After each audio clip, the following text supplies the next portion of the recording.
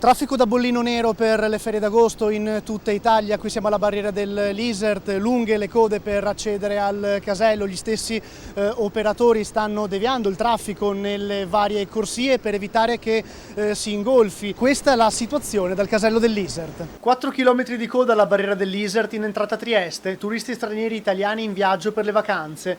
Le file chilometriche però sono aumentate ancora di più a causa dell'incendio divampato alla stazione di rifornimento di Duino Nord. Da mezzogiorno e mezzo in poi le auto sono state deviate sulla strada statale per poter continuare il viaggio. Sono 4 le giornate previste da bollino nero in questa estate, lo scorso 30 luglio, oggi sabato 6 agosto e i prossimi sabati del mese, il 20 e il 27. Noi veniamo da Sassuolo, Modena, Sassuolo, il paese delle piastrelle. Qui in vacanza?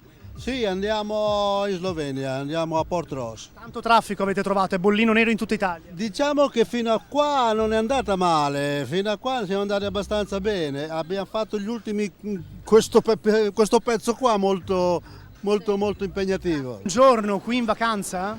Sì, Avete trovato tanto traffico però. sì, abbastanza. Da dove venite? Da Padova.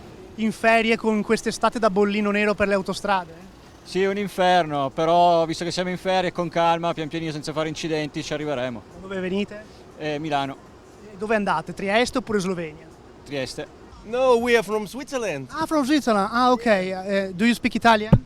My girlfriend speak Italiano. Un po'. Avete trovato tanto traffico, a lot of traffic? Sì, adesso sì, c'era un po', però mi sembra solo per quello, no?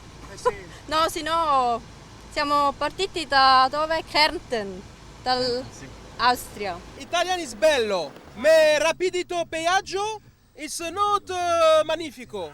Troppo traffico. Poco traffico, intenso traffico.